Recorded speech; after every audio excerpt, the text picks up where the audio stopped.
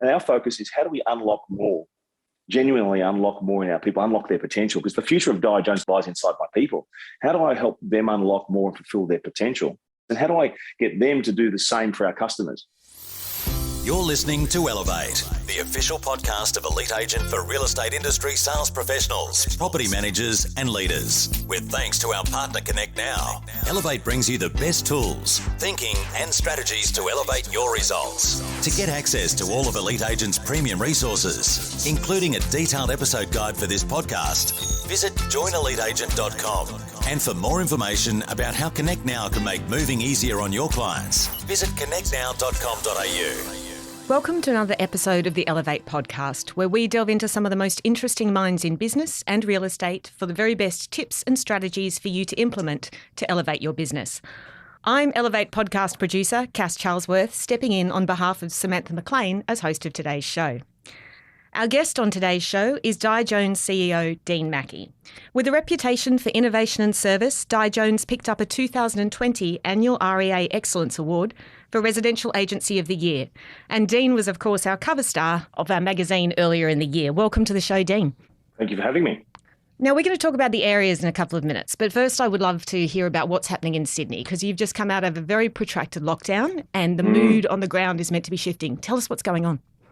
Yeah, the mood is definitely different. I mean, of course, first and foremost, everybody out of their homes just changed everybody's headspace. It sort of felt like a bit of a party for a week, and I guess rightly so. People have been in their homes, haven't been with their friends, family, and all that sort of stuff. So a lot of emotion, a lot of good stuff. But if we sort of talk about our team are really functioning okay, and we learned a lot of really good things during the COVID period. So there's a lot of, even though people sort of think that COVID maybe perhaps there wasn't some learnings, we had a lot of really good learnings out of the COVID period on both how we operate internally and how we can operate better with our customers, and really how we can probably move ourselves a bit further along into the digital age a little bit. I think it forced everybody to do that. But the mood coming out, of course, people are sort of there going, hey, you know what? Here we go. We're sort of back. We're back to being able to do opens properly. We had a lot of tired agents. If you think about it, we have to do all of our inspections privately, and so for some agents, running open homes on a property that's got high demand, some of our agents were running 90 private inspections a week on any one given property.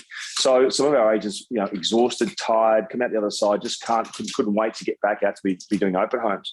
And of course, we had a lot of vendors obviously delaying their decision to put their property on the market. So it meant that we were at historical low levels when it came to stock, and we're achieving some really, really good prices. And so now we've had this big surge in listings over the last 2 to 3 weeks. And consequently, I'm actually seeing things slow down a little bit from the buyer's perspective. Buyers are sort of, there's less applications in with finance. A lot of buyers seem a bit tired, and we have a lot of stock coming on. So there's a bit of a shift of demand and supply at the moment. And yeah, there's a real change going on. And it's sort of like, I've seen this cycle before, when things are going really, really well and potentially vendors have held off their selling decision and they all hit the market at the same time. And obviously there have been some macro prudential changes. So, there's been changes to lending requirements. And so all of a sudden buyers can potentially, borrow 5 to 10% less money. And it's just sort of, I've just seen it sort of come a little, everyone's really excited, but it's sort of just come to a little bit of a plateau, a little bit of just evening out. It's almost like there's not a correction on its way, but just a softening as the market finds its new levels. We're seeing that in the clearance rate as well. I noticed that the clearance rate, I think, for Sydney dropped below 80% for the first time in 8 weeks, I think it was. And it's been consistently around 80% most of the year. So that's what you're understanding on the ground as well. People are just sort of slowing down a little bit and looking around more for property. I think they're being a lot harder on the properties on the market because, when there wasn't as much stock around and there's a massive fear of missing out, prices, a lot of the media still got prices going up at the rate that it was and not a lot of stock on. So we had a lot of buyers, there was people returning from overseas, people relocating, downsizing, making lots of lifestyle changes. Really, COVID drove a lot of lifestyle changes for people and different markets are performing very, very differently, of course. So, our barrel market, we just can't keep up at the moment. It doesn't really matter what's going on down there, Central Coast, things like that. People moving into those lifestyle areas are just really trading quite well. In the Sydney market in particular, I've seen a bit of it's sort of come off a little bit, so much so that if a property just doesn't, it might not have the right aspect, or it might just have a little bit of traffic noise or whatever. Previously, buyers were maybe overlooking some of that stuff, but given the fact that there's more stock on the market, buyers are saying, well, hold on a minute, I need to make sure I sort of have a look around and see what else might be available. And they know there's a lot more stock coming on, so perhaps maybe delay their purchase decision until they find the right thing. Whereas, previously it was sort of like, well, I'm going to make a decision based on what's on the market now. So yeah, there's a little bit of a shift in sort of psyche that's going on right now. That's actually really interesting. But I'd like to come back to you. You were talking about your team, so tired agents. As we know, it's been an up and down year all year. And with those inspections, where they're doing multiple private inspections, that is incredibly fatiguing. So what were you communicating to your team at that time? How were you motivating them through this? Yeah, look, I'll tell you, it's probably one of the things I'm most proud of. DiJones, our future and our potential is all sits and resides inside our people, and keeping people motivated, focused, and unlocking their best self is probably one of the biggest challenges that most real estate firms face. When we've got agents having to quickly pivot and sort of manage. There's a lot of stress management that our agents have had to deal with in a different way. People have got homes, they've got 3 kids at home, they're homeschooling, and potentially got their home on the market. And how do you deal with that? And people vaccinated, not vaccinated, and all these other complicated matters. And just keep, I think if you think back when COVID happened in Sydney, we had the first lockdown, it was like, oh, guys, it'll only be for 2 weeks. And then it was, it's going to be, and it's sort of like a drip feed. It sort of keep getting extended. As it got further and further extended, people got a little bit more despondent. And so we made we made some very, very quick decisions. We said, if this goes past 2 weeks, we need to snap in and move our communication programs, our frequency, our cadence, and the sort of stuff we did. So what we did was we moved into immediately making sure that we were doing 15, 20 minute every single morning, what we're calling our COVID conversations. And what we're trying to do is that we get our entire team, the sales, PM, it's the same thing. We get them on a COVID conversation, and we interview some of our top performing agents around what they're doing, what they're finding is working right now, and we're consistently pivoting and adjusting. And that was the first thing we did, was frequent, daily, regular communications. And it wasn't just about tactical stuff in the market. We also threw in stuff like mindset, resilience, focusing on things you can control. We brought in some mindset coaches. We used a couple of different people in that regard to run specific sessions for our team. And so just improving the cadence of communication was important. We also did lots of other things. We started to communicate with sort of like, it's some fun stuff too. So we put on a thing called Dine with DiJones, and the concept came out of the fact that there's a lot of small businesses struggling. And I knew a small businessman, and they had a young couple, young child, and when they went through COVID last time, it really hurt them. And I said, well, hey, look, they were doing some sort of food sort of home delivery food packs, and they're mainly doing paella. And I thought, what a fun thing to do. I said, well, what if we actually got together and we got together with Get Fish out of the fish markets, and we got out some food packs to all of our team, and we actually do a cooking class. And I was really surprised at how well it went. So I went in and we did a cooking class, and it was great because I got to be the co-chef, and we had a bit of fun with it. But the best part is that when the hampers and the paella and the seafood and everything arrived to the homes, it wasn't just about our agent or our property manager or any of our team members. It was about their whole family getting involved. So I had people saying, hey, my daughter has already got the cooking apron on. It's 10 o'clock in the morning waiting for our cooking class tonight. And so doing things that were fun, that people knew that we cared, that we're actually thinking about what's going on for them. We did the same thing for our suppliers. We had anyone who's sort of helped us along the way. We did another one for our suppliers, and some of them came back. So it was the best event they actually participated in a long time. And so we had everybody teamed up virtually, so we could have everybody talking, seeing everybody's homes, and it was quite wonderful to do things like that.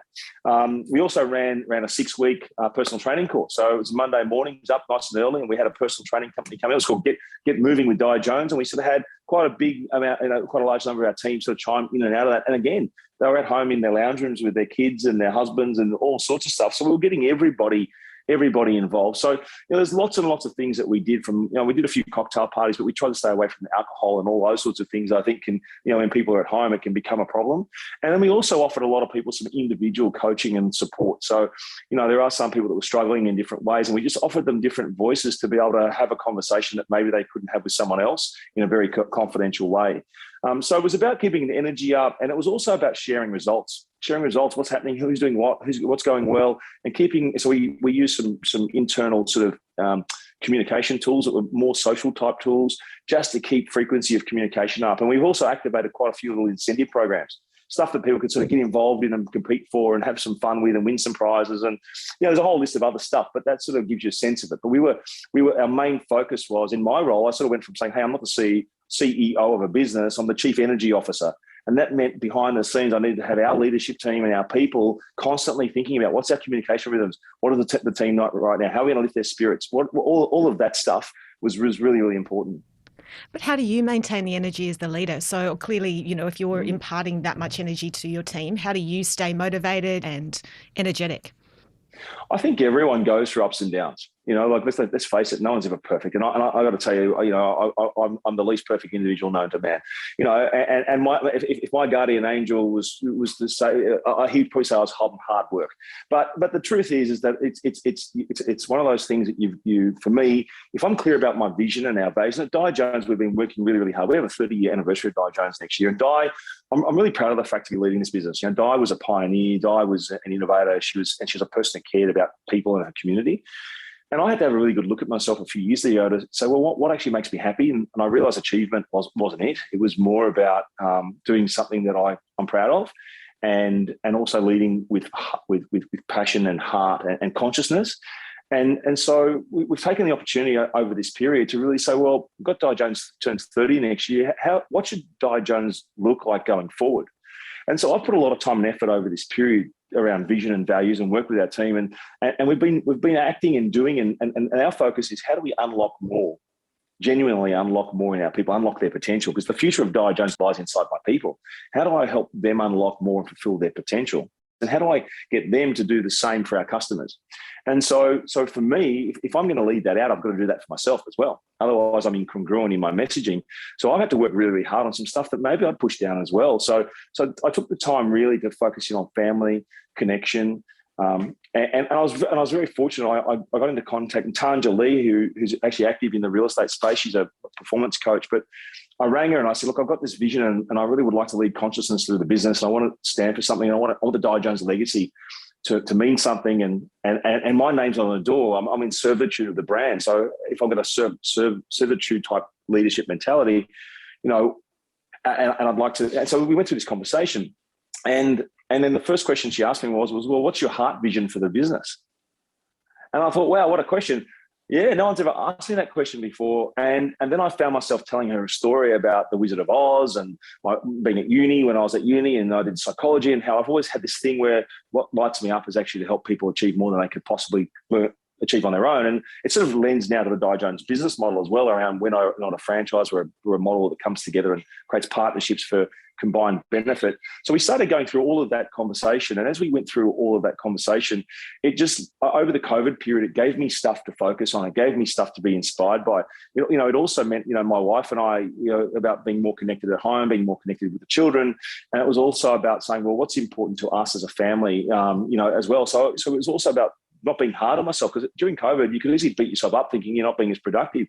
So it was about being a bit kinder. It was about maybe learning to be different in my leadership role, maybe a bit more vulnerable, maybe a little bit more open. And I took some time on purpose just to make sure each day I went for a walk. And instead of doing my meetings on Zoom, so I'd start doing my meetings at Centennial Park. I'd say, meet me in Centennial Park and we'll do laps. So I did lots of meetings, and I actually encouraged all of my leadership team to do the same. Do your meetings, but go for walks with people. People need to be out talking, breathing fresh air.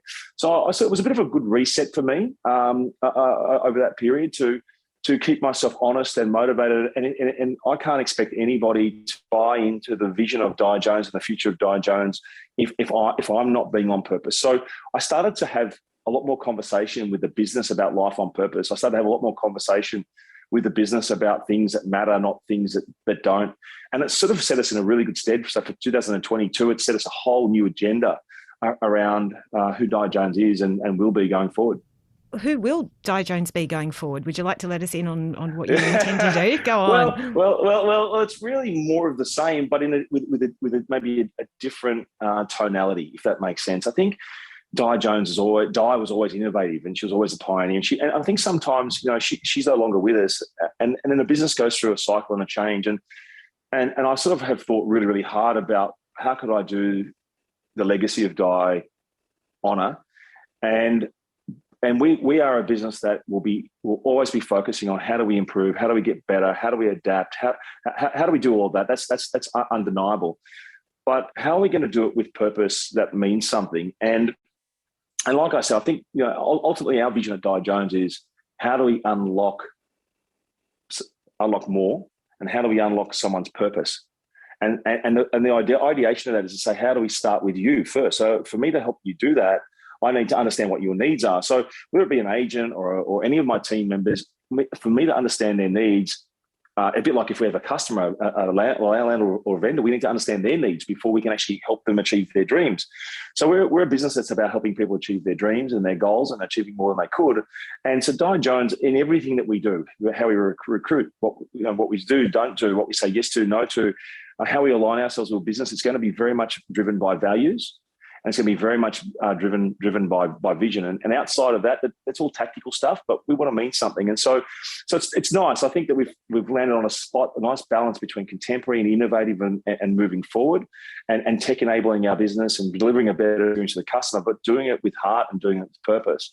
And so I'm really proud to have landed on that spot and leading that out for the organisation. And we've got a great leadership team that are committed to the same journey. And so yeah, there's going to be lots of other stuff that sits below that, but at a top level, that's sort of where we're radiating and where we're focusing. I hope that answers your question. That was great.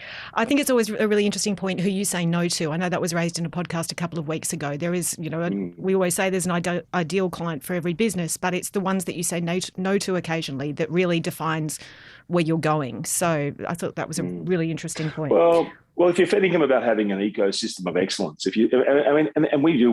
we are focused on an ecosystem of excellence, right? Because real estate has come from a cottage-based industry. It's largely fragmented, and we have a very, very unique opportunity at DiJones because we actually are a company. We're one business, and the one business that changes the dial massively because it means we can centralize services and we can take all the inefficiencies out of the way that a lot of the duplication that happens in the industry. You have brands where they're all operating independent of each other. None of the data talks. No one can get any insights. No one can really sort of make stuff happen in a modern day way that a customer expects. And so, being able to sort of get rid of sort of the old way of thinking about it and saying, well, what does it need to look like for the next 5 or 10 years? What's on the horizon? How do we need to be able to operate? And I clearly realise that you need to be able to access scale in this industry going forward, and scale that rips out a lot of inefficiencies and duplication and all that sort of stuff. And it also needs to be able to take advantage of all the data insights. And so we're investing very, very heavily in the moment, multiple millions of dollars in a DXP, which will really change the way in which we can engage with a consumer. We'll be able to curate experiences consumer by consumer in their digital life. And then we'll be able to back that up with really good heart-led people, dealing in people. So I was really happy when you sent me this T-shirt, peace, life, and real estate, because it's sort of perfectly where DiJones is at the moment. So thank you for sending that. I wouldn't mind to get a few more of these if I could. It is a great T-shirt. We've all got. I should be wearing mine today as well because it is quite the fashion statement. And I know you're a fashion connoisseur because a little birdie told me that you designed ties and maybe pocket handkerchiefs. Is that correct? Not quite. I mean, we at DiJones we have a motif. And I just thought it would be pretty cool about a year ago to produce some pocket hankies and ladies' scarves and some ties with that motif. And I've had a few jackets lined with a motif on the inside, and just trying to keep it fun. I think that we get to take things a bit too serious, and so we like our team to have it. At DiJones, look, I hardly ever wear a tie. You'll see me in the office with jeans and sneakers and a t-shirt. In all honesty, I'm not out seeing customers.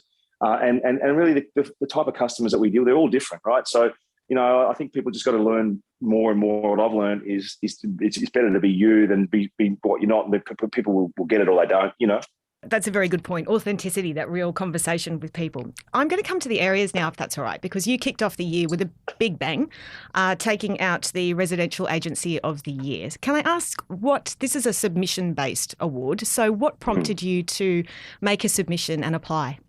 Look, I think that DiJones has a story to tell. And, we sort of feel like even though we've had 30 years of history, we sort of feel like we're just sort of warming the car up and about to get it out of the garage to go again. You know, we sort of had the car rebuilt, and I think we're really proud of the fact that some of the stuff that we've been working on, and a lot of that stuff takes a lot of time to do.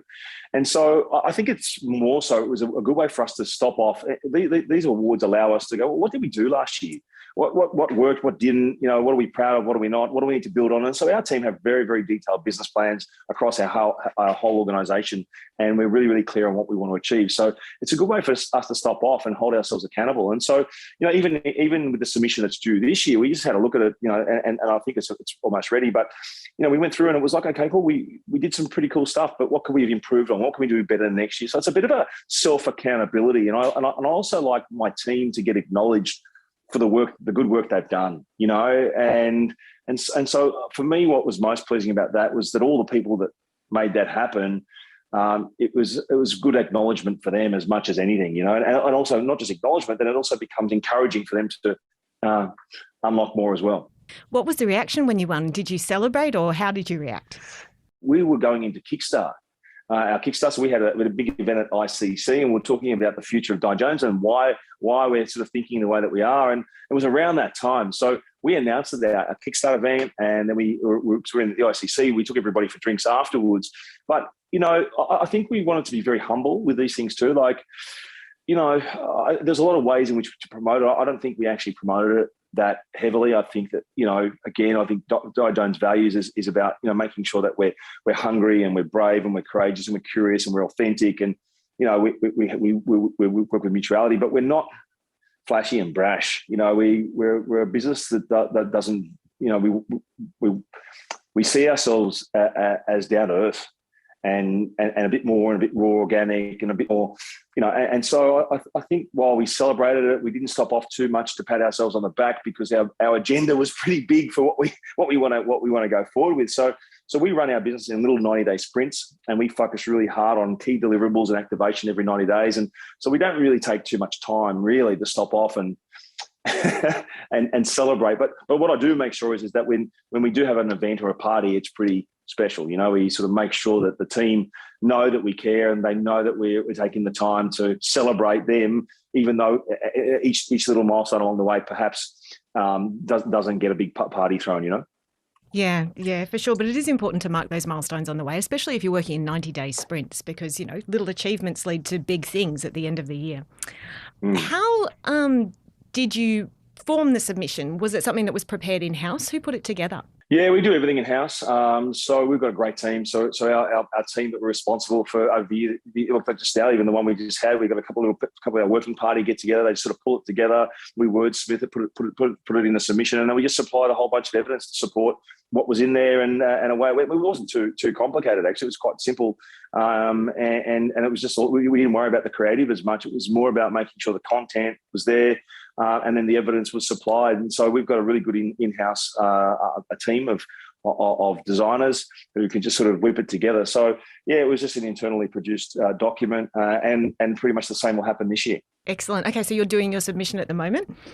Yeah. In fact, I just had the draft come through today. So, and I must say, when I sat there and read it, I thought, this is pretty cool. You know, it's just, you are right. Sometimes you don't take stock of the things that you've been doing. And I think one of your questions was, you know, what have you been doing during COVID? And I think that's actually one of the questions in there. You know, what were you doing to sort of keep focusing on the wellness of your people? Because, you know, for us, that's everything. I mean, our people, DiJones is its people. You know, and if the future of DiJones sits inside those people. So, you know, when you sit back and look at what we did, and I think, well, what else could we have done? And we were constantly challenging ourselves on how can we do more for our team, you know, because as part of our values, you know, we believe in mutuality, and we believe in living in sync. And what that means is about caring for each other. So, so it was quite humbling even just to read the draft submission for this year. And we're right back to peace, love and real estate. Yeah, 100%. Right on you. Right on. One of the results of you winning that area was, of course, you were featured on the cover of Elite Agent magazine, looking stunning here. I'll tell you what, that photo was quite fun, because you know what? That wasn't actually meant to go anywhere. That was like it was a moment I was getting changed, and I was sitting there, and the guy who was taking the photo said, "Can you just sit there and I take a few shots?" He goes, "They won't use these." I said, "Yeah, okay, cool." And sure enough, it's just sort of got, you know, quite, you know, the tie coming off, looking like I'm getting ready for work. It was quite an unusual choice, I thought. Well, I think it's interesting that you said you rarely wear a tie to work. And for our listeners who can't see the vision at the moment, I'm holding up the magazine and Dean has his tie untied and he's looking quite relaxed on the front cover, very debonair. What was the cover shoot like? I certainly, I'll tell you, the cover shoot was interesting because it was the day after our Kickstarter event. I was hosting that day, so it was one of those things I didn't know what to expect. I was just asked to turn up and take some photos, and the guy there, Daniel Summers, I think it was. He was incredible. Actually, he really. I'd never really done a portrait photo shoot before. In my background, I've been very, very focused on being the guy behind the scenes. I haven't really wanted to be the guy out with the photos in the public eye. And I guess in my role at the moment, that's obviously changed. But it was my first individual portrait shot. And in fact, I turned up in my jeans and sneakers with a DiJones t-shirt. I said, "So can I just sort of get shot like this, you know?" And he goes, "No, they're going to need you to put a tie on and a suit." I said, "But I don't really wear one. In fact, the suit I've got over there has got the tags. I just bought it on the way here because I didn't really have a suit that fit me on. So it was a brand new suit and a brand new shirt, and so yeah, it was a bit of fun. But Daniel's a pro. He really he said to me to make certain faces that he kept on saying, "Mate, there's too much pain in that face," you know, because he was asking me to think about something, and but he was very good at what he did. We do work with some really great photographers, actually. If people are wondering whether they should apply for an area award, what would you say? Look, again, I just think it comes down to, again, things take time as well. People need resources and all that sort of stuff. But I'd say it's worth the process just to go through it, to understand where you're at. And it doesn't really matter, you know, if you think that you might be surprised. I think some of the stuff that people do in their businesses that they take for granted, when they stop off and they think about it, it's a good way to take stock. It's a good way to reassess. It's a good way for your team to get acknowledgement. But I think just the process in any awards can sometimes seem to be one of those things that it's not painful, but it's an extra thing to do in the business that maybe is not dollar productive. But my suggestion would be it's a good way to hold yourself accountable and do a review. That's a really good point, actually. Let's talk about why you won the award, because one of the key criteria is differentiation. And how did you differentiate yourself from the competition last year, and how are you doing that going forward? Look, I don't know really what we were differentiated by in the submissions, because I didn't see anyone else's submission or what was in there. But I think that DiJones, you know, we took the lead on a few things, and we have done the same and continue to do the same. So, you know, some of the things that we did, if you went back and read that article, you know, there was stuff in there around, you know, making sure that we were getting back to our customers within, 4 minutes of, I've got to tell you, I've made a number of inquiries of late on properties, both my wife and I have, and I've got to tell you, we get no response from an agent. Sometimes you've got to call 3 times. You might send an email, no response. And so I think happiness for people is a function of responsiveness a lot these days. People want responsiveness. So, and we knew that our agents are getting, and because we've got access to the information and data, we were able to sort of, we led the way out with Rita, and Rita is a great AI tool that can assist people with data management and also customer service and really focused targeted call lists. It's a really good product.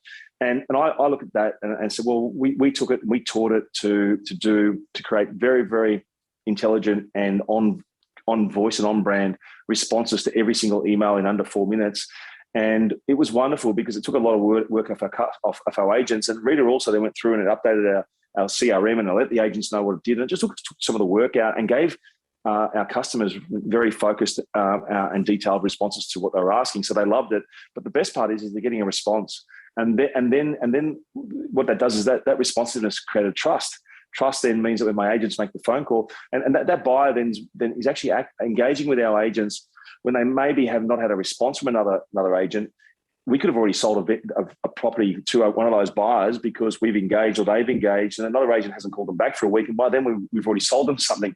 It's about how do we give better service to our customer? How do we create better space for our agents? How do we mean that our agents can spend more time focusing on conversations with our customers? Because an agent's job and an investment manager's job is really, in my view, to spend more time talking to the customer, understand their needs and help facilitate the process and listen, negotiate and get results, not necessarily be dealing with inquiry and administration and all the stuff that sits in the background. So Rita was just part of that. And it also gave us a lot of insights. And I think that, that's one example of something that we took the lead on in the industry, and we worked really hard to get to that point, to be in a position to take advantage of that last year.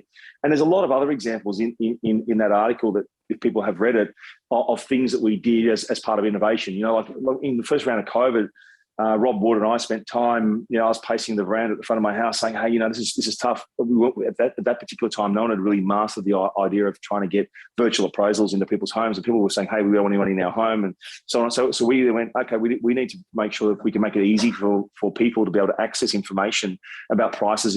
So we started producing property reports and all sorts of things that were accessed through our website. And of course, when they go through and do that, then we were generating leads and appraisals for our agents.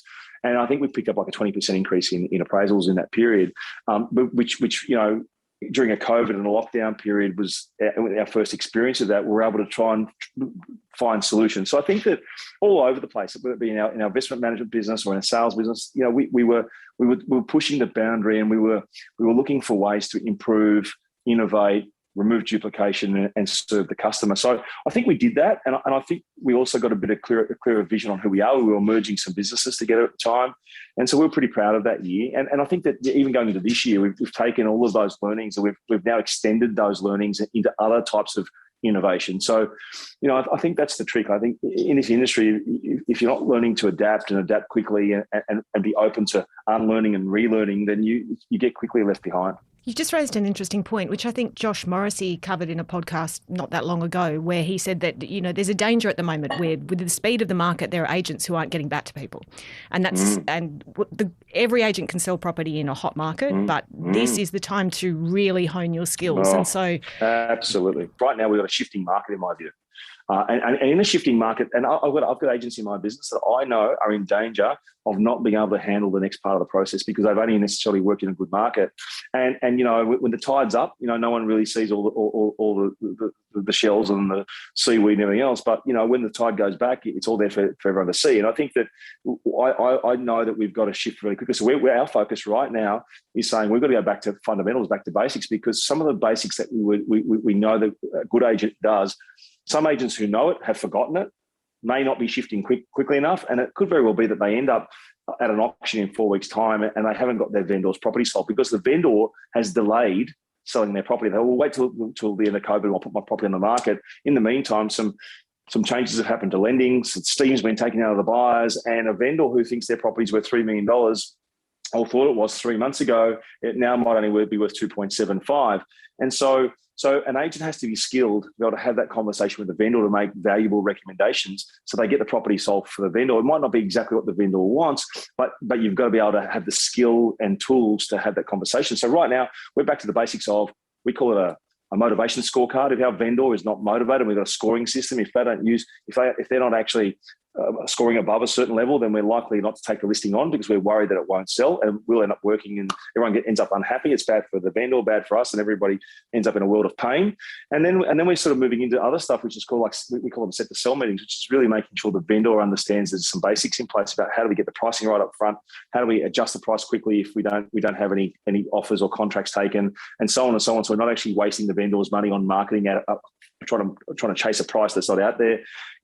Things like vendor reports and vendor recommendations daily and all those sorts of things. They're basics, but a lot of agents would have been able to cut corners on some of that in a good market, and in certain markets that's still happening. But I truly believe that right now is the time for agents to be really focusing in on those things that they know. There's those basics that they have to be doing because the market is flattening out, and I think we will see a bit of a gap start to show between sellers and buyers right now. Yeah, that is going to be interesting. Well, let's talk about what's going to happen next year. What's ahead for DiJones? You've mentioned that it's the 30th anniversary. Was it next year for DiJones? That's exciting. Yeah, it is. It is super exciting, and we're proud.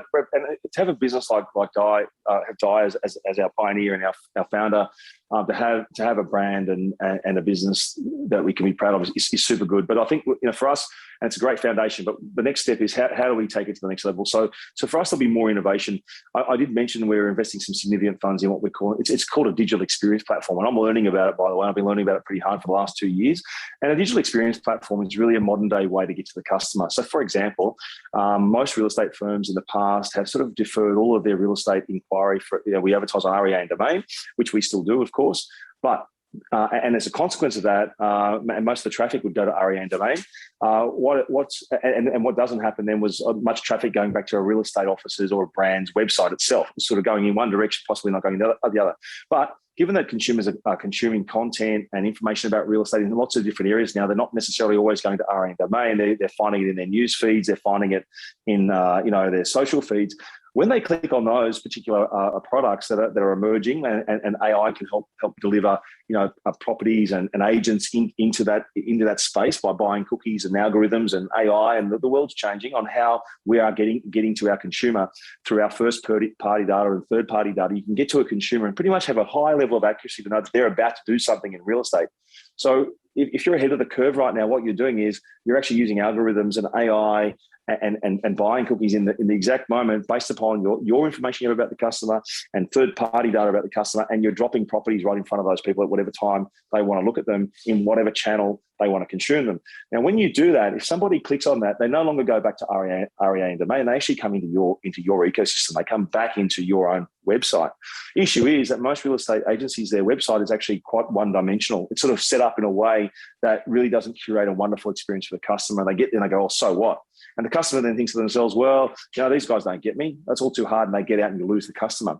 So we're thinking, our thinking is to go and invest fairly heavily in a digital experience platform that says, based on all the information we know about you, he's going to be your curated experience when you land there, so you can get the information that you need in the simplest and most efficient way that you can. And you go, oh, wow, this is cool and easy. I feel like when you shop on Iconic, it's easy. You go in there and they sort of suggest all these other things, and it's all quite intuitive and they know about you, right? Most real estate offices don't do that and haven't invested the money and time because they don't have the data platform to do that. Whereas at DiJones, we've been really focused on making sure we're in control of that, and we're building that out with speed. So we'll have an MVP of that out pretty soon. And that'll underpin a whole heap of things on how we then focus on data, consumer experiences, and anticipating what our customers need. When an agent should be talking to a vendor, when in fact, we know someone's looking for an investment property, we've got to understand a lot more about our customer because they leave a really strong digital footprint that we'll be able to read, decipher, interpret, and then act on, and give our agents access to more leads to customers that when they're actually wanting to talk to an agent and in anticipation of their needs. So that's a really important thing for us, and that'll underpin a lot of work for us in DiJones. And so we've recruited really hard. We brought on a head of MarTech and brand, Grant Gordon. He's had some wonderful experience in some big brands inside and outside of real estate, so he's leading that up. Sarah LaFavour, who's considered to be Australia's best digital content writer in real estate, we've brought her on board, and we've just appointed a head of sales, a guy who had 20 years of Foxtons experience, met an Australian woman who moved out here, Canadian guy, one of the best guys we've got, head of sales. And so we're starting to build all this stuff out because we know that our network is growing. And you say, what's ahead for DiJones? I mean, our data's telling us we should be in other places. And we're actually having a lot of people approach us to say, hey, we like what you guys are doing. We'd like to become part of DiJones. And not being a franchise, it means that we have to enter into partnership arrangements where the idea is that if we can strip out all the duplication in their business and create centralized scale, then it should be a much more efficient and profitable business for them. And the real estate industry is struggling with profitability and margins, so that's a really important issue for us. And so we'll go into partnership, and so we all can do well together. And then equally, we can combine the data for combined benefit. But if I was to be honest with you, all that aside, the most important thing for me with DiJones this year is for our team, as we're coming together and we're growing and we're merging with some other businesses, is getting our team, exactly this peace, love, and real estate, getting everybody working together as a single unit culturally, where we respect each other, where we encourage our team to be brave, where we ask them to be mutual and curious, and importantly, be authentic. And so we've got a lot of work this year on vision, values, and culture. And for me, that's probably our biggest and most important project for 2022. All the data and all the AI and all of the systems and processes to support our agents, to enable our agents and enable our team to give a better experience to the customer. That's all coming. That's all today in today's world. If you're not doing that stuff, then you're probably behind the eight ball. But for me, what's really important for me is to get alignment through our organisation in the way that we think and the way that we behave. Brave, curious, and authentic. I really like that. That's a great way of looking at a brand. I'm going to wind up shortly, so I'll ask you the question that we ask all our guests at the end of the show. What's one last piece of advice or a takeaway that you'd like to leave our listeners with today? Wow. A bit of advice. I think be true to yourself, be kind to yourself. I think make space in your life for you. My lessons is that I haven't done that in certain times, and it can end up in all sorts of going in all sorts of directions and dysfunction in your life. But I think that if you can make space for you and understand what's important to you and be true to that, then you can't go wrong. That's great advice. Dean Mackie, thanks very much for joining us. Thank you for having me. We hope you enjoyed this episode of the Elevate podcast, with thanks to connectnow.com.au. Don't forget, to get access to all of Elite Agent's premium resources, including a detailed episode guide for this podcast, visit joineliteagent.com.